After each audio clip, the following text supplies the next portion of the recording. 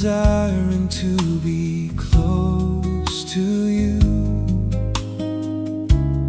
for I need to know more about you. You are the Christ who gives life to the weary, the only one, the source of unending light. I come to you with nothing but the strength you gave, for I need to sing you praise.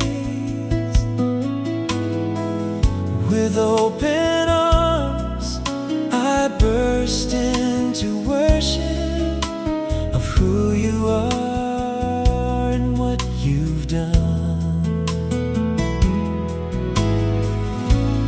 You are the reason I live. Your words made me believe. I give my life, come take my heart, all that is within me. Lord, I laid it all to you, and to your will, there I will cling, until my heart is filled with your love, with your love, with your love.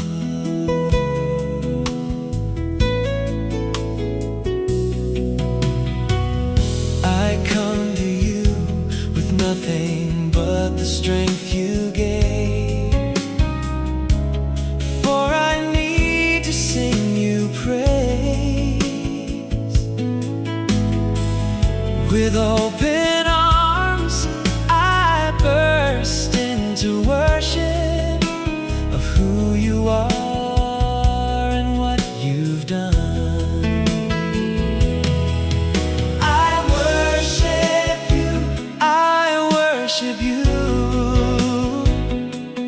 with my strength, with my voice.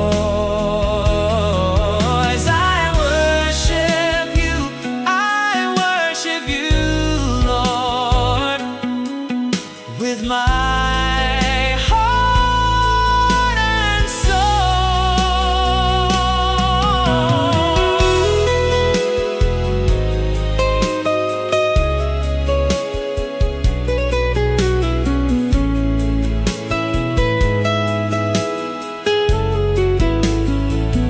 I give my life, come take my heart, all that is within me. Lord, I lay it all to you, and to your will, there I will cling, until my heart is filled with your love, with your love, with your love, with your love, with your love.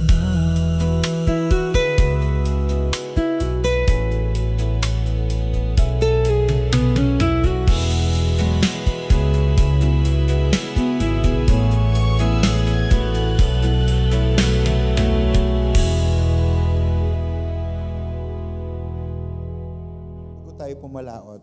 It says here in Acts 1, verse 7 to 8, He said to them, it is Jesus who is saying, "It is not for you to know the times or dates the Father has set by His own authority. But," in verse 8, "but you will receive power when the Holy Spirit comes on you, and you will be my witnesses in Jerusalem, in all Judea and Samaria, and to the ends of the earth."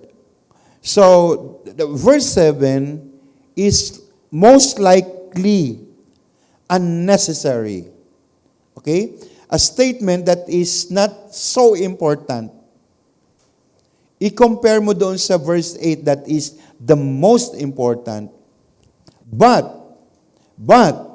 you will receive power for you to become my witnesses from Jerusalem, Judea, Samaria, and to the ends part of the earth. I have a note to be shared to you this morning. I want to share. Many are majoring in theology. As in verse 7, statement of theology. I want to know when you are going to come. I want to know the dates. I want to know the time. I want to know the sign. And I want to know everything, Lord, in your coming. Statement of theology yan, na marami na sa mga leaders ng church of today, bumagsak. Nandyan si Kibuloy, the latest one. Nandyan po yung Saksi ni Jehovah, that they said Jesus Christ will come in 1900s, 1914, but it never came. So sabi na lang nila, dumating na siya, but He is in spirit. But of course, the theology of the Bible says na the same manner you will see Jesus go to heaven is the same manner He comes to earth. Physically, He went up. Physically, He will go down. So, that's all theology. Kailan yan mangyayari? No, that's not the most important, part ng ating buhay. It is okay na nalaman natin that we are so expectant enough to welcome Jesus anytime. And that if nandoon ka sa kategory na yan na ikaw nag-aabang na sa pagdating ng ating Panginoon, I think all of us are ready. But when you are ready, the Bible also says that, pag dumating, pag dumating ba ang magnanakaw, sasabihin sa iyo na, hello, mamayang gabi, bibisita ako sa iyo, humanda ka na, ihanda mo na yung tirador mo, ihanda mo na yung bintana mo, ipag-grill mo na, ipasemento mo na lahat kasi darating ako. In the life of a Christian, para siyang expectant siya na, may darating na magnanakaw anytime. But I have to be ready. Hindi ko alam kung kailan. Diba? Jesus Christ will come as a thief in the night. But the most important is ito, yung verse 8. Ang sabi niya na kailangan natin mapuno ng Banal Espiritu so that we will be having that power to become witnesses. People with a very average Christian life, inactive, passive, yeah, I believe in Jesus Christ. Oh yeah, I'm learning BLTC. Oh yeah, I went to Sunday school. Oh yeah, I have certificates. But then, in this part of your life, wala kang ginagawa to spread the gospel. Okay? Ibig sabihin nun, your life is powerless. Let's go with the statement. Now, majoring, go back up. Are majoring in educating and acquiring knowledge even in a far greater studies to gratify self-curiosity. Marami dyan nag-masters. Marami dyan nag-doctor. Okay? Alam nyo ba ako, I enrolled in masters twice. And ang pangit na siguro kapag yung pinaka-principal mo ay kaibigan mo. I prepared my room, nandun na computer and all the writing books na kailangan doon, nandun na lahat. Sabi ko, okay, everything is set. But because I am involved in a full-time pioneering ministry with 2 churches at that time, ano nangyari? Walang pumapasok sa utak ko. Sabi ko, forget about it. And my professor in communication would say, okay, yeah, Global University, huh? All right, and he's an American. Are you encouraging me or saying na kailangan ko na mag-stop? But guys, what is the most important? Marami niya nag-doktor. Yung simbahan walang laman.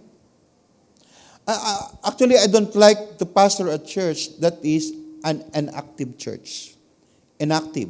Passive. No?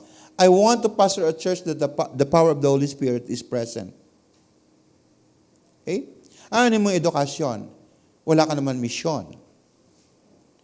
So we go further as if we believe and instructed to impress people what we have accomplished. But Christianity is simple and the message is simple. God with the supposed to be the capital G. Okay, sorry Lord. Send His Son Jesus to die for the sins of the world, that whoever will believe in His mission and accept Him will have eternal life. Yan po yung buod ng existence ng ating buhay sa mundong ito. And so we have so many disturbance. Di ba? So hindi natin alam kung saan tayo doon. The real power that we need is the power of the Holy Spirit.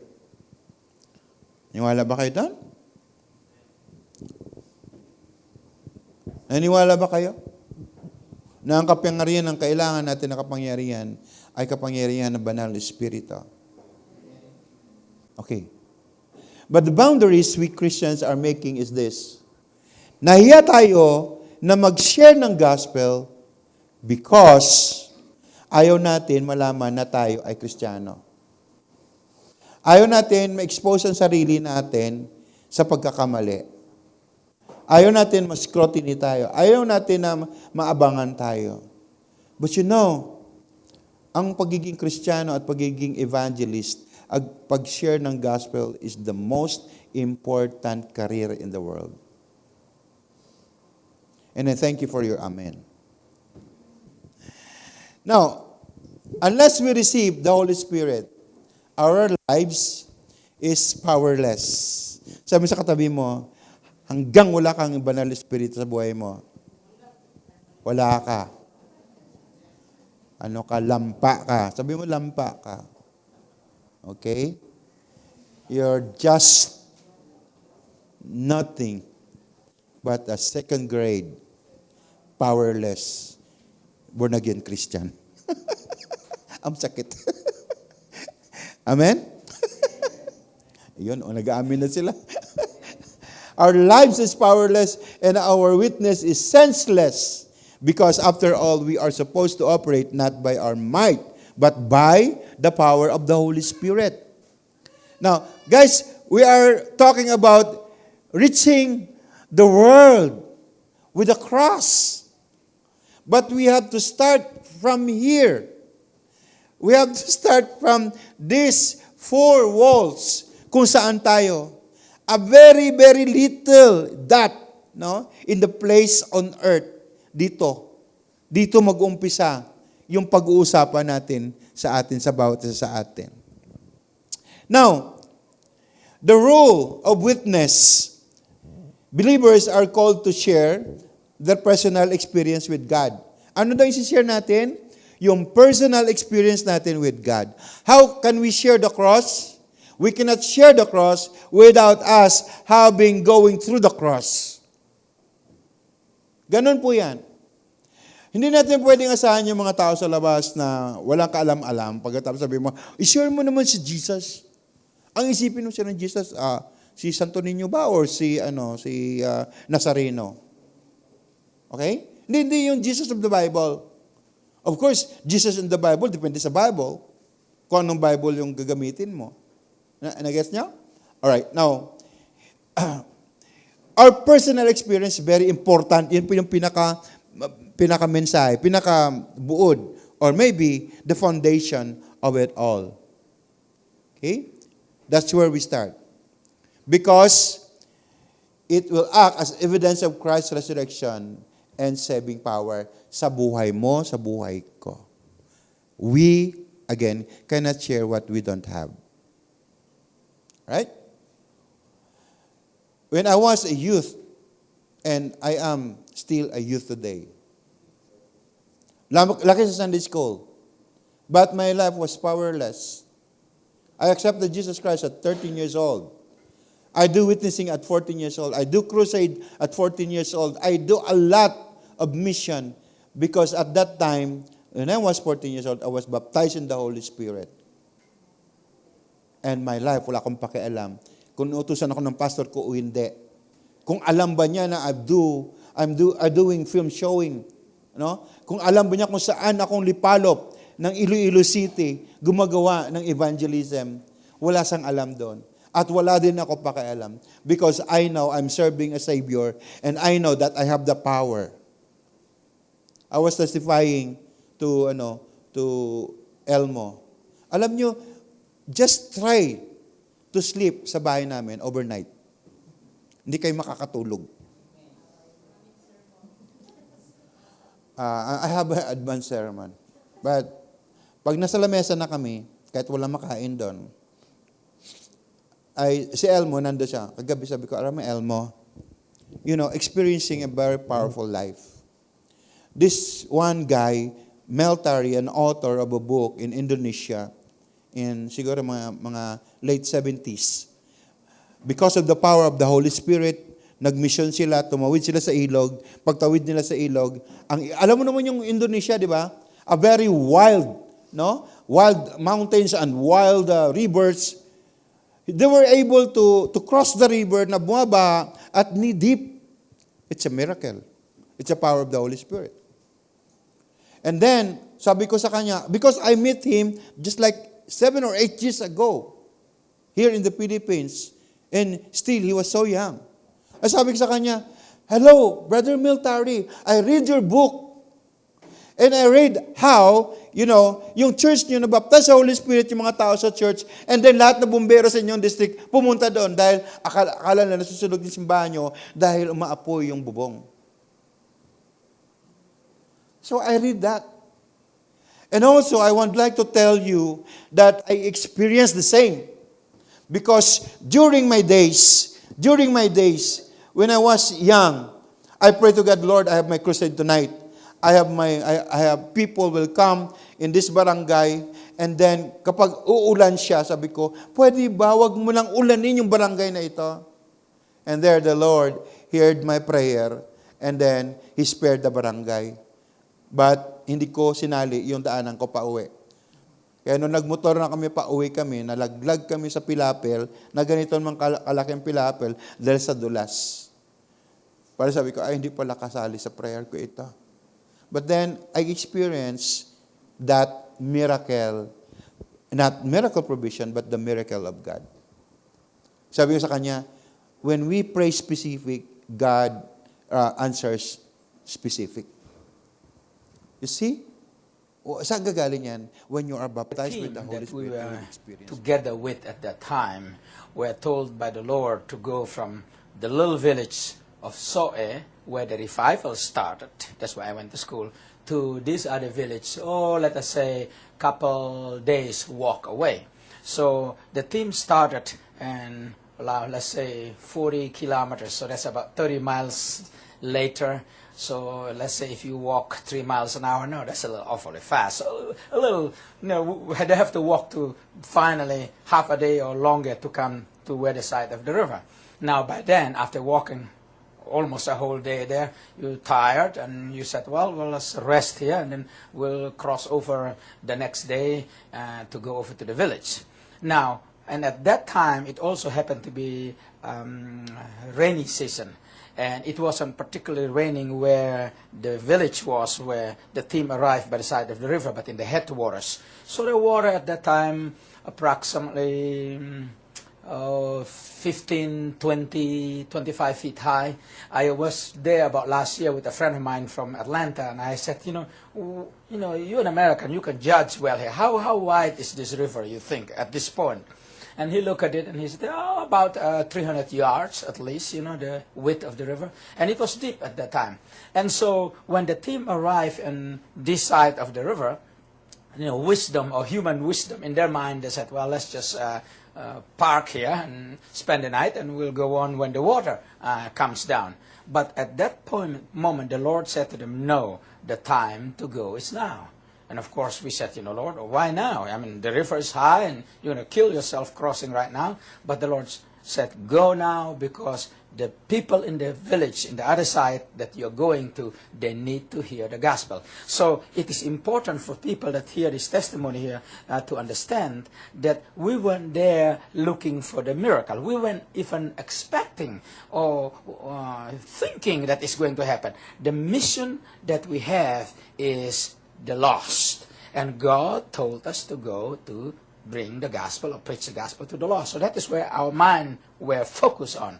And so, like I said, we are thinking to go the next day or whatever, but since the Lord specifically said, cross now, so we did. Well, after a little hesitation, one asked the other one, said, are you sure, and all that. And we finally said, okay, if the Lord wants us to do it, we do it.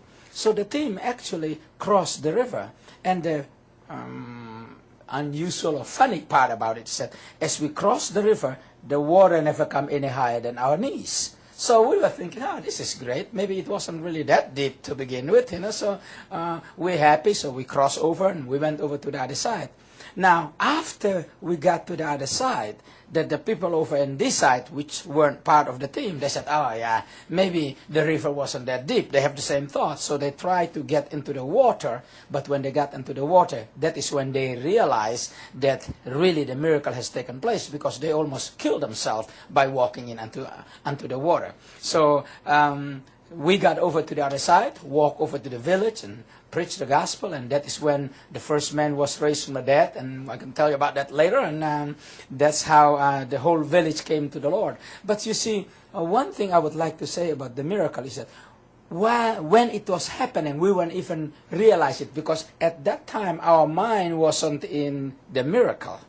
Our mind was in accomplishing the task, doing what God wants us to do. So if we keep our mind in the task at hand, or in obeying the word or the command that God has given us, then it is His call as He sees the need for a miracle. When actually the miracle is to facilitate us going from point A to point B to preach the gospel. So miracles is not the end on itself. It is the means, it is the tool, it is the help, so to speak, that God has given us so that we can reach point B to preach the gospel so that these people can come to the Lord. A friend of mine asked me some years later and said, Mel, you guys still cross the river? And he meant that particular part of the river. I said, no. He said, why? I said, well, because the Australians came and built a bridge over the river, so it's easier to just cross the bridge than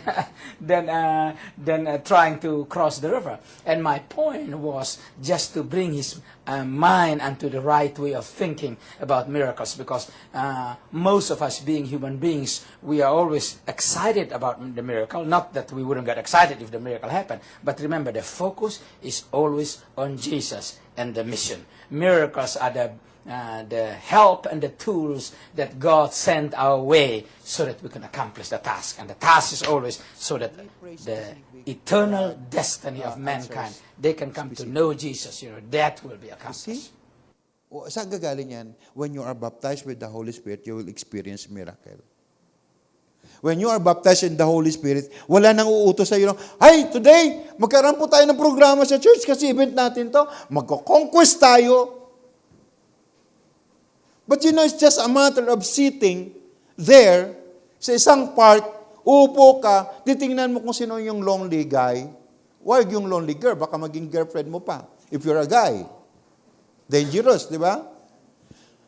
Tabihan mo, and then, interviewin mo, bakit ka malungkot? O, di ba, siyempre lahat, di ba? And you witness, you share the Lord Jesus Christ. Hindi yan pakapalmoks. You have the power and the zeal if the Holy Spirit is in you. It's not a question. It's automatic. So we're talking about crossing the world. The cross, sharing to the world. Dito unahin muna natin sarili natin. Unahin muna natin yung Jerusalem natin. Jerusalem. Because there is this geographical expansion na tinatawag. The mission start locally in our Jerusalem. And then move to nearby regions like Judea, Samaria, and extends globally or ends of the earth. When we started Grace Gate Harvest Church, nag-base po kami sa Fairview. Ang laman ng puso ko is San Mateo, Montalban.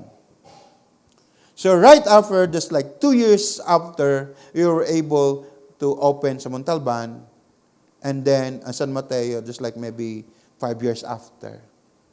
But the leaders of the church doesn't understand how mission is. Because I am now reaching my Jerusalem, I'm now reaching maybe my Samaria and my Judea, to the nearby. Alam niyo na, we have also outreach in Mekawayan. And we have a good facility there. Kaso lang, meron tayong partner na hindi naka-align. So, ako naman, di ba, hindi mo ako matreten. Sabi ko, let's part ways. I cannot work with you. I cannot work with liars. I cannot work with people with not good morality background.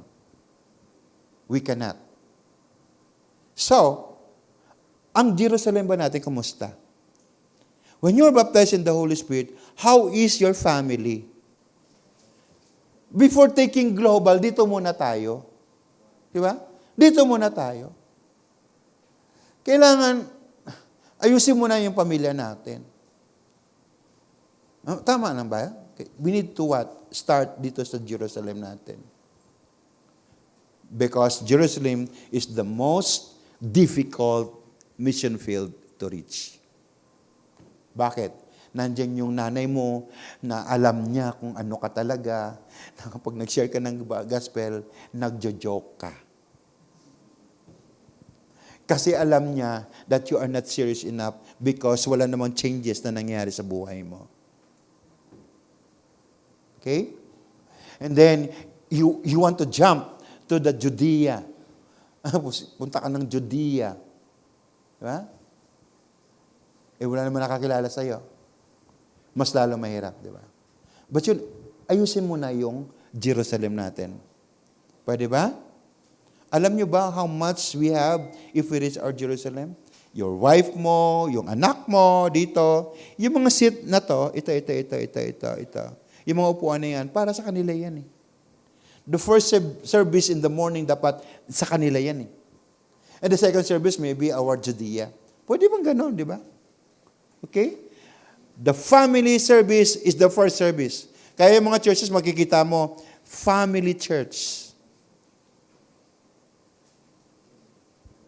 Are you okay?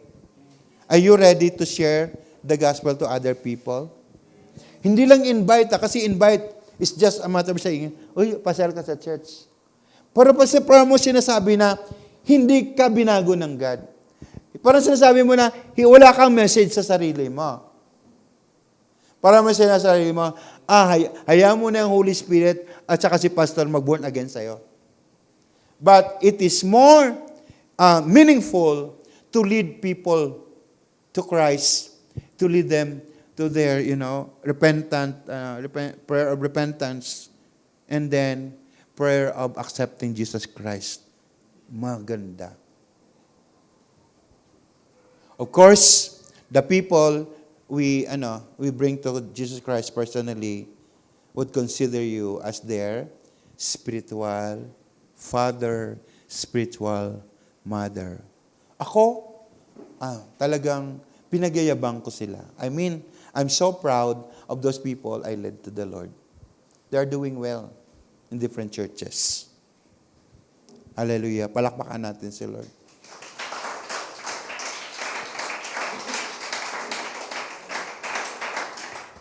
Okay, the ripple of effect of witnessing start from home.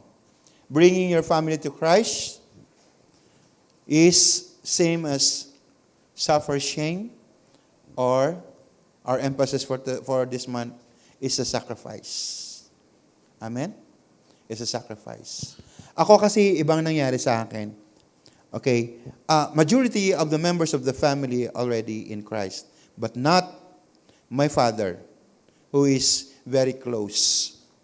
Pero because nagbarter ako sa Lord, sabi ko, ano tayo Lord, palitan tayo.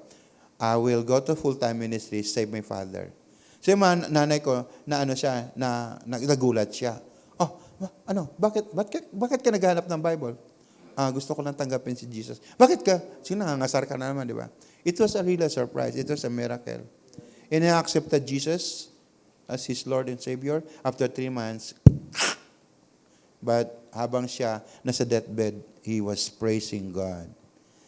The 3 months was a very meaningful because he went to the farm, and then meron siyang mga kapatid na 6, and they told them about the Lord Jesus Christ. Matindi, no?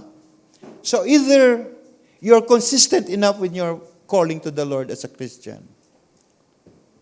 and then the Lord, did something for your family. Or ikaw mismo ay eager ka to serve the Lord and witness other people for Jesus. Hallelujah. Alin ba tayo doon? I think both pwede. Amen? Be consistent in your Christian life. Be consistent in your Christian life, in your dedication. And then the people around you, your family, will see the difference. Alam niyo ba nangyari? Eto, nandito sila Sister Ami, sila Ray, di ba? But me and my wife, Louie, nakita niyo lang kami. But sometimes, we share the gospel, and then the family, just nakita nila eh. Nakita nila pagbabago. And then they follow through. They just follow through. Parang magnet yan eh. They follow through. They go to the Lord. And then one time, kasi doon sa probinsya nila Louie, which is Bangar East, ano ba yan? General Prim East. Okay, yung lugar nila. Meron silang uncle na lolo doon na atag dito, church pastor. For a long time, binabato sila doon. For a long time, wala silang nadala sa Panginoon doon because it's not accepted. The faith is not accepted in the place. But one time, umuwi kami lahat, na isang van kami, nagulat siya. Because it was Sunday, and then sila nanay, sila tatay pumunta doon. Ami, kasama ka ba doon? Nagsimba kayo doon? Ba't hindi ka sumama? Nagluto ka, Okay. Basta sumama sila doon, at nagulat yung uncle na lolo. Saan galing to? I saw them. Hindi sila pumunta sa church. Ba't nandito kayo ngayon? Nakita nyo? Nagulat siya. It is because of our consistency in serving God that the extended family, the extended family, decided to be in the Lord. Pastor ka kasi, mangyayari sa'yo yan. Hindi. Lahat naman tayo. We have one level, same level lang tayo sa ating Panginoon. And that the plan of God, wala nang pinipili sa pastor ka o hindi. Ang plano ng Panginoon ay para sa lahat. Amen ba? O sige. Let's go. Wala kasi akong point.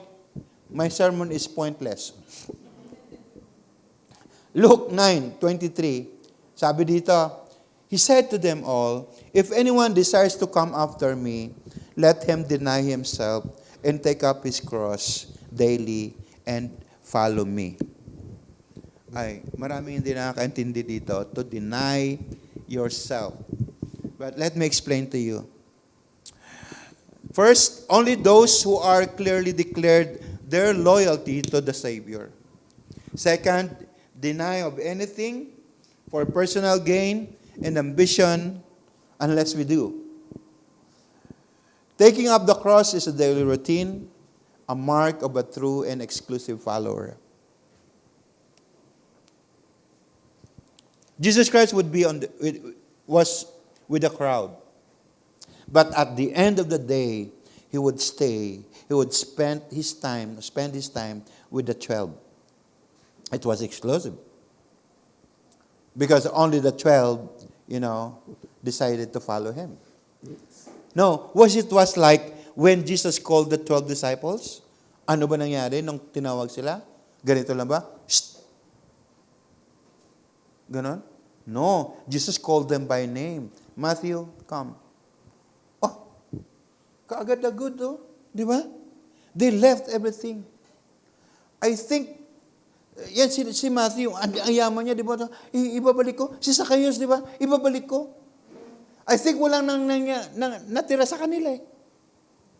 Because they all left everything to follow Jesus Christ. But with 3.5 years with the Lord Jesus Christ, they were powerless. Powerless. You see what education can do to you? You have all the education, you have all, si Jesus Christ kasi, ano naman yan, hindi magsisermo ng ng 2 oras, katulad ni Pastor Henry. Ano yan, maglalakad na sila. Makita yung olive tree, di ba? O kaya ano ba yung parang bayabas? Fig tree? Fig tree, ganyan, no? Sinumpa, oh. Hindi ka namumunga, patay. It was a lesson to them.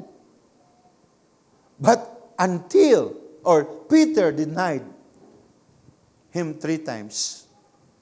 Nagkataon lang may pangsabong doon. And the other faith, because mahilig sila sa mga ganyan. Ay, alam mo, Christian yung manok na yun eh. Nasa heaven ngayon yun. Alright. Yan po yung pinagtatanggalan ng mga balahibo at tinalagay sa mga angel. Okay. Alam niyo, merong, ang dami ko sabihin. Marami kasi mga trending dati na pag nag-worship ka, mayroong gold rush dito, then you have the presence of the Lord because of the gold rush. How about my worship for so many years na walang gold rush? Na walang presence ng God? I don't think so. Meron man nasabi na, angels is visiting. Why? Because mayroon pong balahibo na tira eh. Ano yung puting balahibo ng pato, di ba? Yung nilagay ganyan. Kung ganyan na naman sa heaven, kung ganyan naman lang balahibo ng angel, wag na. Because it's corruptible. I don't think ganyan po yung pakpak ng angel. Sasabihin mo, yung But anyways, marami pupunta na mga na dumarating na mga teachings na hindi dapat nating But the 12 disciples, they were exclusive. But when you decide to deny yourself, you become an exclusive follower of Jesus Christ. Deny. Yung ikakain mo na lang, bigay mo pa. Pastor, may outreach po tayo. Nandito po ko yung 5 piso ko, ibigay ko na po ito. Laki Okay. Malaki na yan ngayon. Okay. Hindi, laki natin, 5,000. Wala po kaming kakainin, pang-kuryente po yan eh. Okay? Pastor, support for the mission. Deny yourself. Do you think the Lord will not provide? Test the Lord. He will. Siyempre, pag young people ka dati, yung 50 pesos in my time in 1980 or late 70s, ang 50 pesos malaki na yan. Pwede ka na bumili ng Ferrari. But because I need 500 pesos to attend the camp, di ba? Sabi ko, wala namang diferensya ako, ibibigay kong 50 pesos sa iyo. Kasi kung may 50 pesos ako, di naman ako makapunta ng camp eh. Okay? 500 eh. Pero sabi ko na, sige, bigay ko, itaya ko to, sana manalo. Binigay ko sa God yun. Pagbigay ko sa God, nandyan yung friend ko from Pampanga. I'm from Iloilo. Yung church namin sa Iloilo, from Pampanga, he's my richest friend. And sabi niya, he was there. Henry, are you going to attend the camp? Oh yeah, I supposed to. You have money? I gave already. Okay, I'll take care of it. And he gave me like 1,000. I have the 500 at that time. Ang laki na, di ba? May pang shopping pa ako. You see, hindi mo pwedeng underestimate when you are an exclusive follower of the Lord Jesus Christ. Deny yourself of the things that you have. Yung meron ka, wag mo ipagdamot sa Lord yun. And what we really have is Jesus Christ sa atin na binago tayo ng Panginoon eh. But, ano bang context ng 9 na to? The immediate context of Luke 9:23, like daily focus, daily emphasis that the following Jesus is consistent, ongoing lifestyle, not one-time decision. Hindi lang yung pang Sunday event ang pag-follow kay Jesus. That every Sunday, although we don't bring our Bibles anymore, palakpakan natin ng bawat isa. Yeah, tell your neighbor you don't have a Bible. Hallelujah, pareho tayo. Oh, it's not a trend already. I hope that the Bible is in our heart. Di ba? Dito, we can recall the Bible. What about taking up cross? Alam mo sa Roman context, it says, walking to one's own execution. Or, spiritually, it signifies dying to selflessness, sinful desires, in self-serving ambition. Maraming nagsaserve sa kay God because sabi nila, magkano ba natatanggap mo dyan? Tanungin si pastor, magkano natatanggap ko? Magkano ba talaga? Elmo, magkano ba natatanggap ko? Ha? Sikali wala akong natatanggap na natanggap ko talaga. Kung meron akong love offering dito, nanginginig pa, nahihiya pa. Talaga, sigurado, akin yan.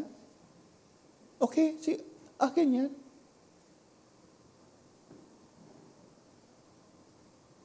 So, mga kapatid, I'm not here for serving my ambition.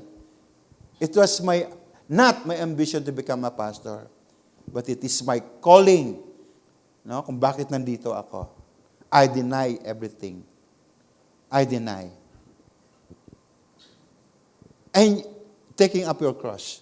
Denying self, anong ibig sabihin ng denying self? Abandoning self-rule, trusting Jesus to define one's life rather than selfish controlling it. I-deny po natin sarili. Ang tawag dyan, asceticism. Lagay mo nga yung ascetism. Yan po yung linalagay namin sa projector dati, yung acetate na linalagyan ng ganyan. Alright. Asceticism is a lifestyle of voluntary abstinence. Yung mga hermit, no? The frog, doon sa mga bundok, di ba? Ayaw nila mag-expose sa komunidad para hindi sila magkasala. But anyway, denying self. Self-discipline, renunciation of material comforts or worldly pleasures. Kaya may mga monks no? Asceticism. A life of asceticism. Often pursued to achieve spiritual, religious, or mental goals. It involves rigorous self-denial such as fasting, celibacy, or poverty to focus on higher, non-materialistic purpose. You know the rich man? The rich man, sabi niya kay Jesus, Master, Teacher, sabi niya, I've already follow the 10 commandments, all the commandments. 600 laws na follow niya na. Good for him. Okay? 600 laws. Levitical laws. And he came to Jesus. And then sabi ni Jesus, this is it. Let's go to the application. The conclusion and the application is sell all your possession and you give your money to the poor. Asceticism. That you say, Lord, this time the most important thing in my life is you. Not my Ferrari. Okay. Wala pa tayo sa Hollywood. Okay. Hindi yung oven toaster ko. Hindi yung bahay ko. Hindi yung e-bike ko. Hindi yung kotse ko. Hindi yan ang pinaka-most important. You are the most important thing in my life. And I'm ready to abandon everything just to follow you. Ready na ba tayo para bigay yung life natin sa kay Lord? Masaan ko kaya na mataas yung offering ngayon? Na uwi po tayo naglalakad na lang? Wala kasi tayong sitwasyon na ganyan Wala. We don't have the opportunity to experience that kind of situation sa buhay natin. But yun, the thing that really hurts you, the thing that you sacrifice that hurts you, yung naglalakad ka ng umiiyak ka na sa Lord? Do you love the Lord? Let's attend our Jerusalem. Let's tell them about the love of God. That the cross of Jesus, no, makarating sa kanila. And they will understand everything. Amen? Elmo, family, almost there. Elmo. Sabi ni Elmo, tatanggap ako ng trabaho na walang Sabado at Linggo. Pag may Linggo at saka Sabado, okay, maghanap na lang kayo. Hindi ako yun. So binigyan siya ng Lord ng trabaho na Sabado at na walang Sabado at Linggo. And then, uwi na dapat ng Davao yan, hindi lang pinayagan. Mag-aasawa na eh. Alam namin wala pa siyang nobyo. Kung yung mga pangasawa niya, 'di ba, hindi man Kristiyano, 'di ba? Sayang naman. Kasalanan ko pa sa Lord. So she stayed, hoping to find, as a husband here. Amen. O baka asceticism, self-denial, celibacy. Nag-guess niyo ba? Because doon sa pag-aasawa mo, mas importante pa ang Panginoon eh. Understand? But the Lord can provide a good husband. And the Lord can provide a good wife. And I would always elevate to you, sabi ko, ipipraise yung asawa ko na si Pastora Louie. Okay? Salamat sa buhay niya. Pastora, okay? Pasalamat ka rin kay Pastor. Palagi ako inaasar niyan.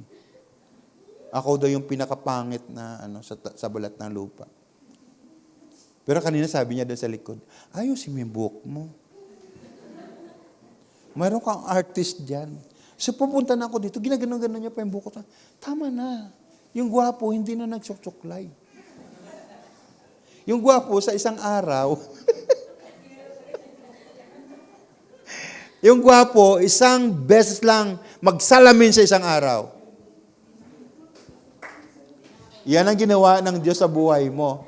Wala kang moment eh. Wala kang iota of insecurity. Nag-guess nyo ba? I'm okay without suklay or not. Pero umayos naman kaya. Anyways, mga kapatid, totoo yung sinasabi natin. Pero alam mo, sabi ng Bible, the paradox is, please, pakilagay naman. Deny self. Yun na ba yun? God called us to asceticism? Hindi.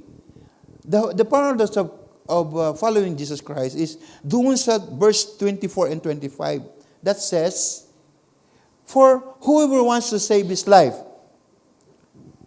or making your life beautiful, making your life meaningful, making your life at the top, but we'll lose it. Ano ba yun? Ipatalo mo muna yung buhay mo. Because sabi ni Jesus, but whoever loses his life for me will save it. Ito pa, what good is it for a man to gain the whole world and yet lose or forfeit his very self?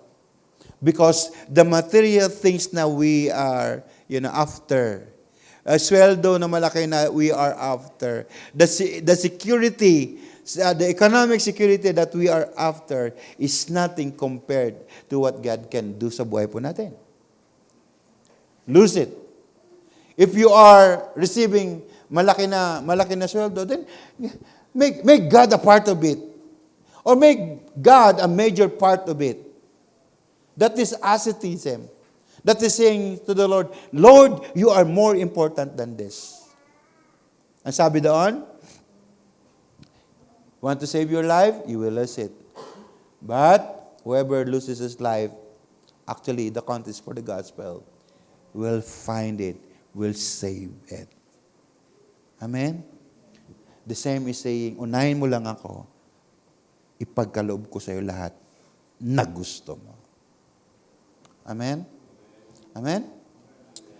Pag minsan kasi, ang dami yung mga special offer. Nandito pa lang tayo, di ba? Maraming, alam mo, magandang produkto na to. But you cannot wait. May ginong piniprepare ang God sa'yo na mas magandang quality na produkto. Ikaw naman, gusto mo, di nasa scam ka pag minsan. How many of you that in a relationship, marapig kang dinaanan na scam? Sino na scam dito sa relationship? Ha? Akala mo totoo, yun pala, peke. Akala mo mahal ka, di ba? Pero yun pala, may mahal na iba. Kaya worship yung, mahal kita, mahal mo siya, mahal niya ay iba. Yeah?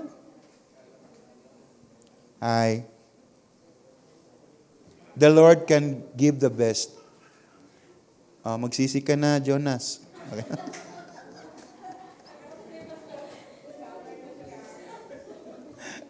Hallelujah. Hallelujah. Sabi ko siya, mahirap itong pinag-uusapan natin. Anyways, 24 na lang ng Let's go to 24 of Matthew, verse 14. And this gospel of the kingdom shall be preached in all the world for a witness unto all nations, and then shall the end come. What? Ang punto ko dyan ay simple lamang. Sino nagdi-delay ng pagdating ng ating Panginoon? Sino? Why delay of Christ coming? Sino ang nagdi-delay ng pagdating ng ating Panginoon? Ay mga Christians who are not reaching the world. Tayo po yun. Sabi na natin sa mga problema natin, sa mga dinadanas natin, Lord, dumating ka na nga. Hallelujah, Lord. I love you, Lord. Hindi ka na nga lumalabas yung kapitbahay mo, kalaban mo, di ba? Yun ang kapitbahay namin, loves ko, pero pag minsan ayoko. Pero pag lumabas na yan, hindi ko masabi na ayoko sa'yo. Sabi ko, kasi tawag sa akin, Pastor, hello, Pastor. Ang cute naman nito. Pastor, pero pasaway. Diba? Ang tawag sa akin, Pastor. Oo na nga.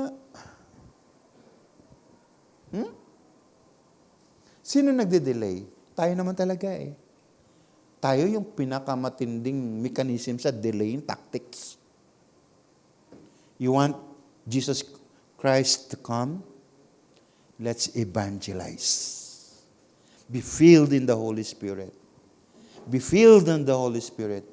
Share the gospel to your family. Share the gospel to your family and your neighbors. And then sabihin natin, and the end will come.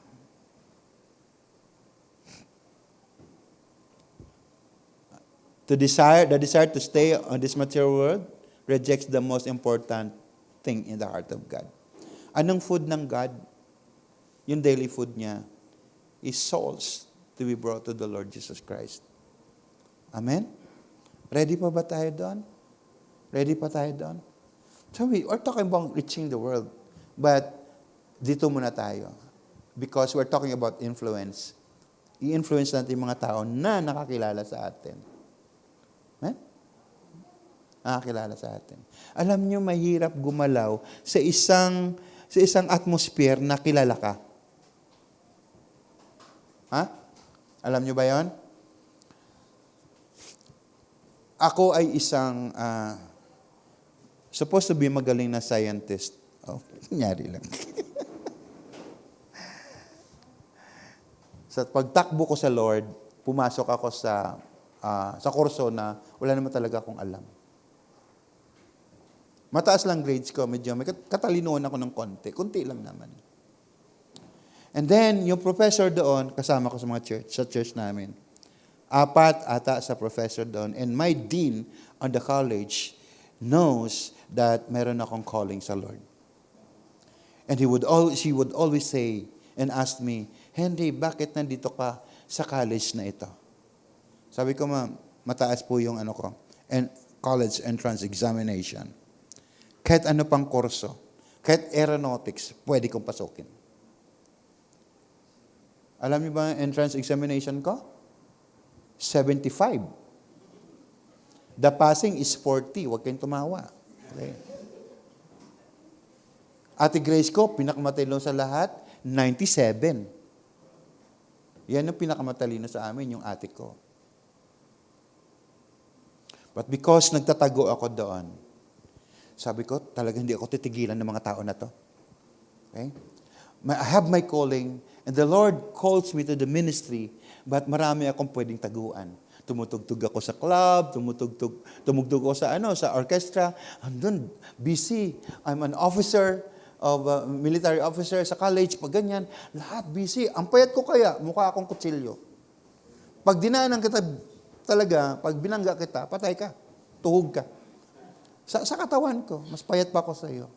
Talagang But you are in the atmosphere or the community of those people who knows you. Pangit? Pangit ba? There is a protective shield. Because people knows who you are. You are a pastor. But ilang beses ko nagkwento ito, ulit-ulit ako, matanda na ako eh.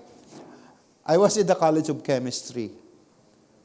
And when the time comes at sumuko na ako sa Lord, nawala ako ng support, wala, abandon ako.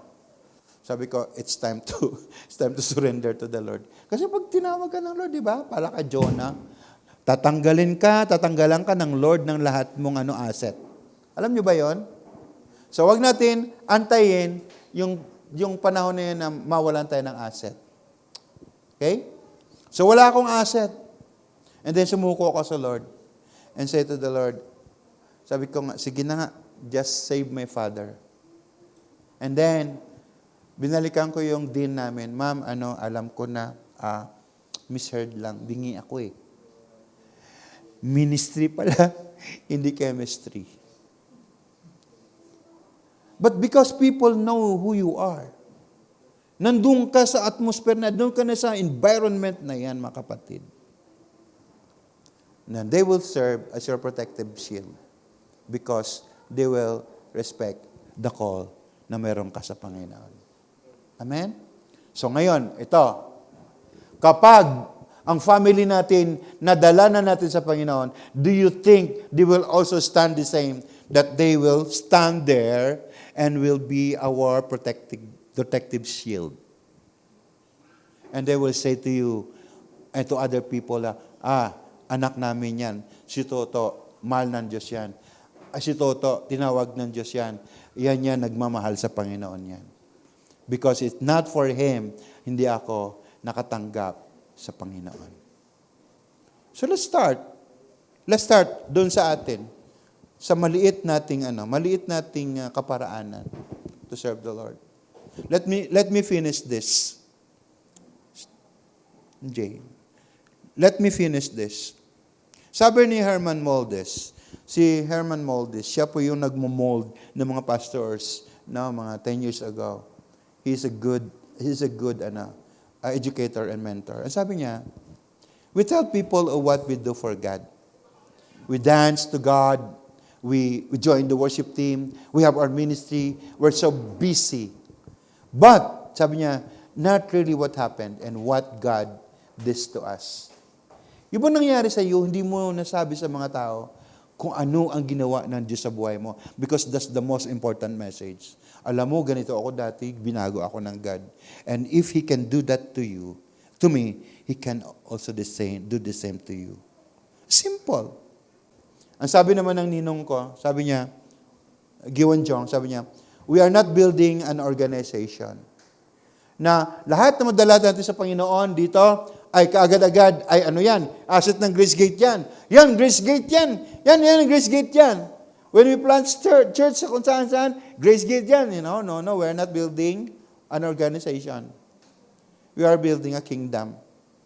And everyone we brought to the feet of the Lord Jesus Christ is the kingdom's asset. Amen? If ever man, kailangan natin magdagdag pa dito na 30 seats para magkasya at least 150 people. Diba? But if ever man, na Lahat tayo dito na nandito, no? We are trained to become good follower of the Lord Jesus Christ, and we can affect the world. Yeah? Maybe we can witness and bring them here or bring them to other church kung saan sila mas malapit. I have my friend because before he died, he was cast out as a pastor. When I visited Cebu, Bohol, kasi alam nyo, part of my ministry is educating churches sa sounds and music, ganyan. When I was there, ang asawa niya is a teacher. And meron silang access sa high school. Alam mo, pag naggumawa ng evangelism yan, ang tindi, sabi ko, Pastor Dan, saan mo dinadala yung mga fruits na yan? So yun, dyan lang.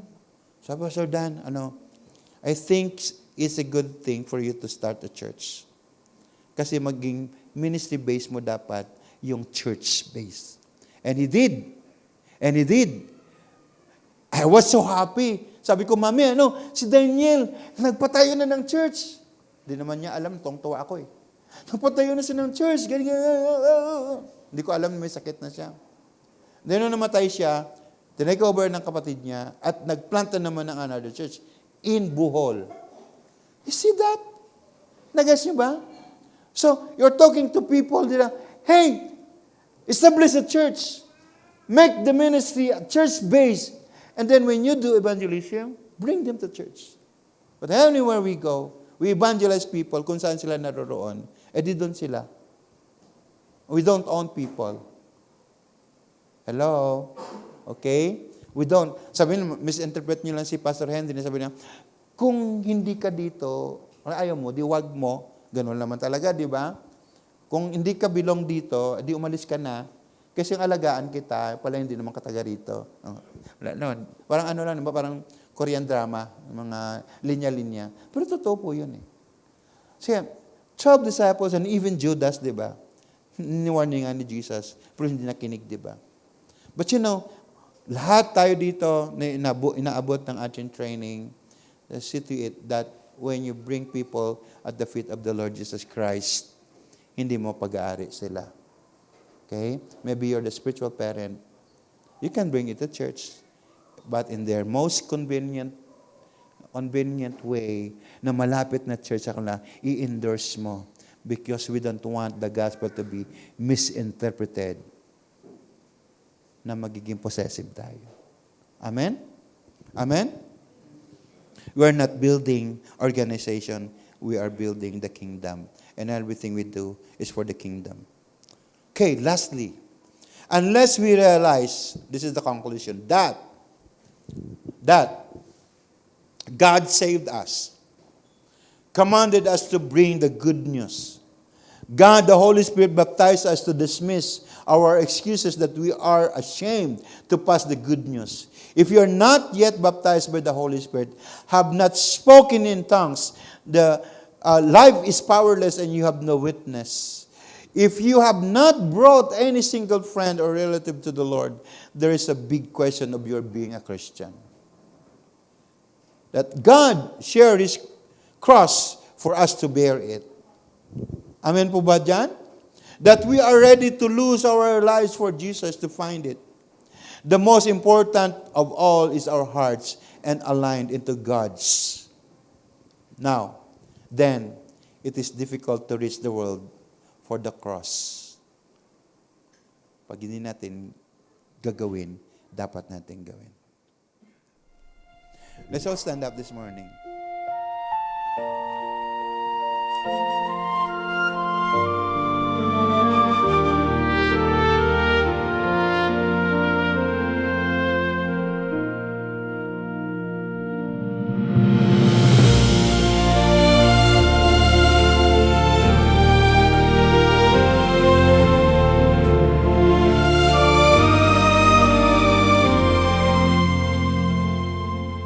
When I survey the wondrous cross on which the Prince of Glory died, my richest gain I count but loss, and pour contempt on all my pride.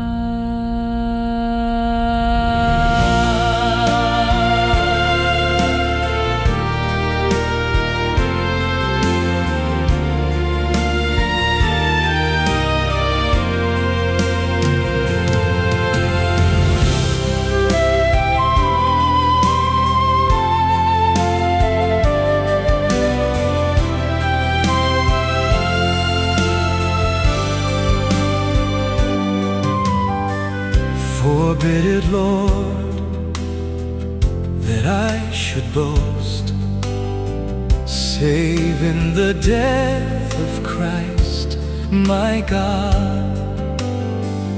All the vain things that charm me most, I sacrifice them to His blood. See from His head, His hands, His feet, Sorrow and love flow mingled down. did e'er such love and sorrow meet? Or thorns compose so rich a crown. When I survey the wondrous cross on which the Prince of Glory died, my richest gain I count but loss, and pour contempt on all my pride. Were the whole realm Of nature mine, that were a present far too small. love so amazing, So divine, demands my soul, my life, my